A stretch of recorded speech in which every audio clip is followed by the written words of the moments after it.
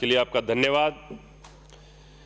सभापति महोदय, सन 1857 में अमेरिका में एक पत्रिका चालू की गई थी, उसका नाम था एटलांटिक मंथली, और 1959 के अंदर उसमें एक लेख लिखा गया था और उस लेख में एक कथन था कि किसी भी सरकार की सफलता इस बात से तय होती है कि उस देश के अंदर उस सरकार ने चावल और गेहूं के दाम क्या तय कर रखे हैं। अगर इसी को मापदंड मान के चलें तो मैं बहुत गंभीरता से ये बोल सकता हूं कि राजस्थान की सरकार, जो कांग्रेस की सरकार, एक सफल सरकार है। और माननीय मुख्यमंत्री जी ने जब 23 तारीख को ये बजट पेश किया तो इस बजट में उन तमाम वर्गों का ध्यान रखा गया जो सरकार से ये अपेक्षा करते हैं कि उनकी सरकार उनकी ज़रूरतों के लिए ऐसी नीति बनाए, ऐसे निर्णय ले जो कि गरीब, किसान, मजदूर व्यक्ति के परिवार में खुशहाली लेके आए और आखिरी छोर पर बैठे व्यक्ति के जीवन में कहीं ना कहीं सुधार हो। निश्चित तौर पर ये जो बजट माननीय मुख्यमंत्री द्वारा पेश किया गया, उसने इन सभी वर्गों को संबल देने का काम किया। हमारी सरकार ने पहल करते हुए पहली दफ़े कृषि बजट पेश किया और इसके पीछे मात्र सोच ये रही कि हम कुछ ऐसा करें जिससे जो किसान बैठा है आखिरी छोर पे, जो गरीब किसान बैठा है, उसके जीवन में बेहतरी सुनिश्चित हो सके। पिछले बजट में कृषि कल्याण कोष के अंतर्गत 2000 करोड़ रुपए की राशि तय की गई थी और इस बार इस योजना को वृद्ध रूप देते हुए 5000 करोड़ रुपए की राशि इसकी घोषणा की गई। इससे खेती व संबंधित क्षेत्रों में योजनाओं को प्रभावी ढंग से क्रियान्वयन किया जा सकेगा, ऐसा मेरा मानना है। सभापति महोदय, संचय नाम की एक योजना जो कि राजस्थान सरकार ने इस योजना के तहत 2700 करोड़ रुपए तय किए। जो विपक्ष के साथी हैं वो लगातार ये बोल रहे हैं ये क्रियान्वित नहीं हो रहा, ये क्रियान्वित नहीं हो रहा। मैं जानकारी देना चाहूँगा आपके माध्यम से कि जो केंद्र की सरकार है उसने इसी संचय योजना के लिए पूरे के पूरे भारत के लिए 2000 करोड़ रुपया तय कर रखा है और हमारी राजस्थान की सरकार ने सिर्फ राजस्थान के लिए 2700 करोड़ रुपया तय कर रखा है। और पिछले साल केंद्र की सरकार ने 4000 करोड़ रुपया तय किया था और वो 4000 कम करके 2000 कर दिया, यानी 50% की आपने कटौती की है। ये बहुत बड़ी बात है कि राजस्थान सरकार का संचय में जो आवंटित राशि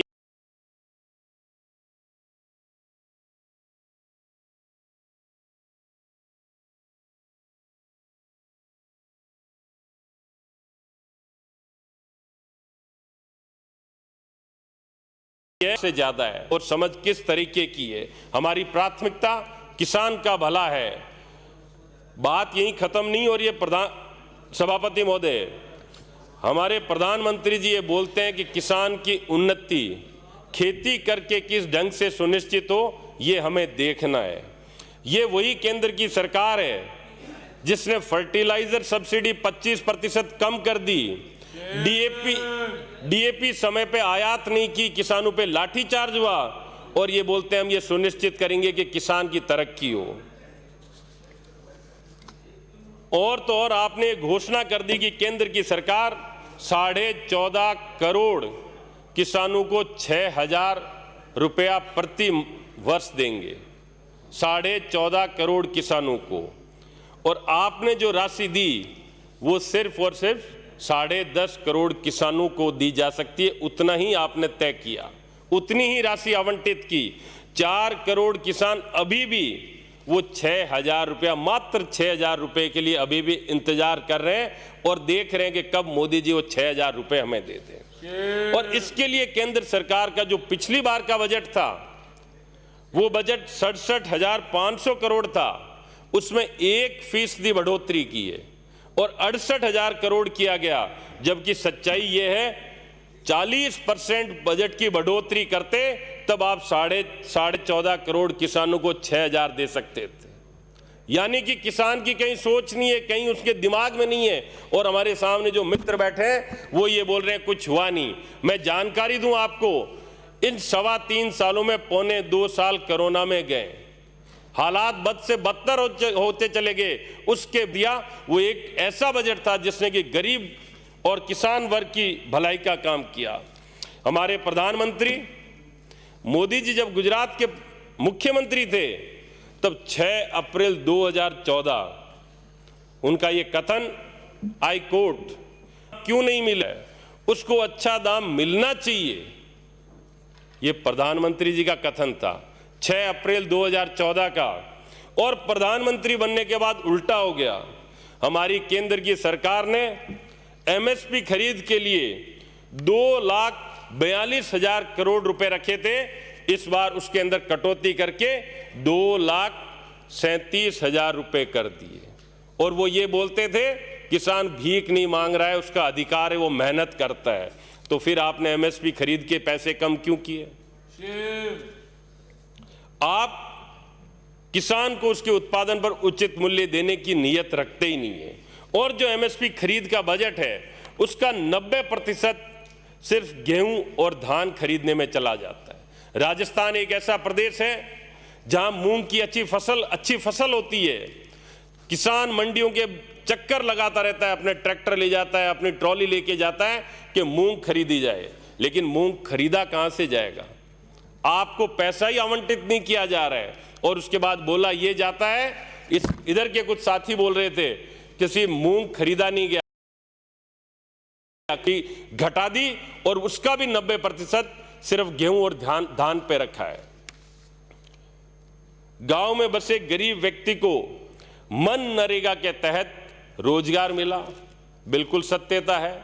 कहीं ना कहीं अभी हमारे साथी रामकेश जी बोल रहे थे कि जो कोरोना के दौरान हालात पैदा हुए, उन हालात में मनरेगा ने बड़ी भारी मदद की रोजगार दिलाने के लिए। दिल्ली की सरकार ने उस मनरेगा का 98,000 करोड़ रुपए का जो बजट था उसको कम करके 73,000 करोड़ कर दिया, यानी कि उसमें भी 25% की कटौती। ये सारी बातें मैं आपके समक्ष इसलिए रख रहा हूं कि ये वहम, ये मुगालफत खत्म हो जानी चाहिए कि जो दिल्ली में मोदी जी बैठे हैं या भाजपा की सरकार है वो कहीं किसान और गरीब का भला करना चाह रही है। वहीं हमारी सरकार है जिसने रोजगार के दिवस मनरेगा में बढ़ा के 100 की बजाय 125 कर दिए। और उन्होंने जो बजट था 98,000 करोड़ का उसको कटा के 73,000 करोड़ कर दिया।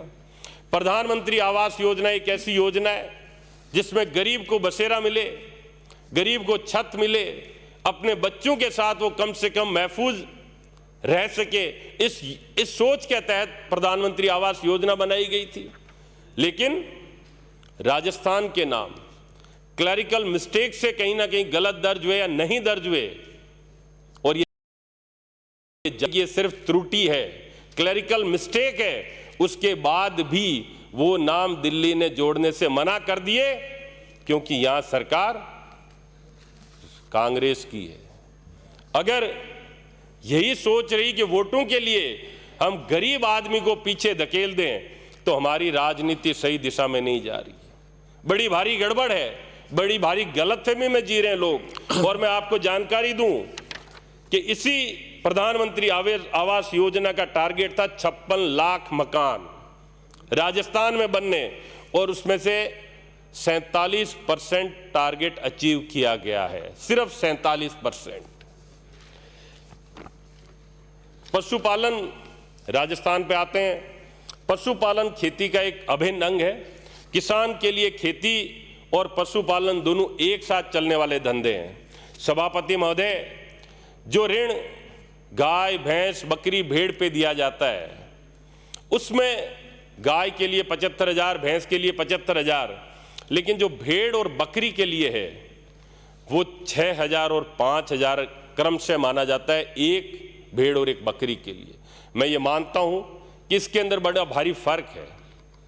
बकरी को अगर वाकई मार्केट में किसान खरीदने जाए तो उसकी कीमत 25,000 रुपये होगी अच्छी नस्ल की, और भेड़ की 20,000, और ऋण दिया जाता है किसान को सिर्फ 5,000 रुपए और 6,000 रुपए। और जब बीमा क्लेम साहब 2 मिनट सर, और जब बीमा क्लेम में अपनी बात सर 2 मिनट का वक्त दीजिए, कभी कभार तो बोलते हैं साहब।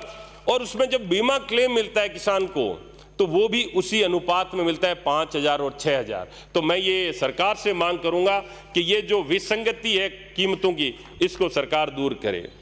और दूसरी तरफ जो कृषि ऋण दिया जाता है वो 5% का अनुदान सरकार देती है, उसको संशोधित करके आप परमानेंट कर दें। हर बार हम विधायकों को लिख के देना पड़ता है कि साहब इस बार अनुदान बढ़ाएं, इस बार अनुदान दिया जाए, तो इसको स्थायी कर दिया जाए।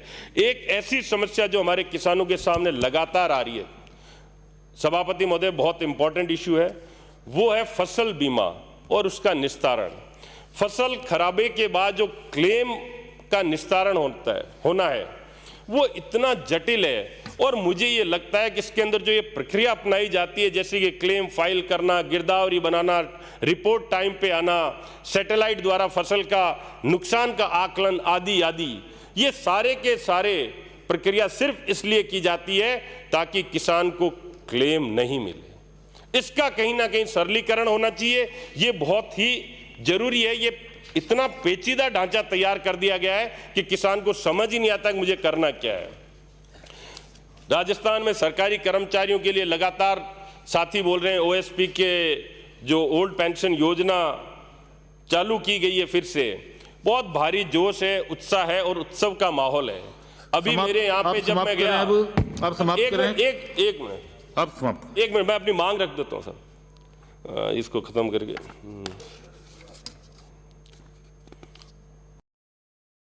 साहब टाइम देंगे? नहीं, 1 मिनट में अपनी अंतिम कोई मांगे रख दें आप। अच्छा, आपके सचिव मेरी मुख्यमंत्री जी से मांग है कि डीडवाना शहर में गंदे पानी की निकासी हेतु 5 करोड़ रुपए, दौलतपुरा में प्राथमिक स्वास्थ्य केंद्र, खुनखुना पीएचसी को सीएचसी में क्रमोन्नत तथा दूधली व कोलिया में 33 केवी जीएसएस बने, इसकी मैं मांग करता हूं। जितनी भी घोषणाएं इस बजट में की गई उनमें सबसे उम्दा कृषि और जो शिक्षा के क्षेत्र में 2000 अंग्रेजी माध्यम की स्कूल है, स्कूलों को क्रमोन्नत करना। मैं सभापति महोदय आपको धन्यवाद देना चाहूंगा, आप मुझे बोलने का मौका दिया।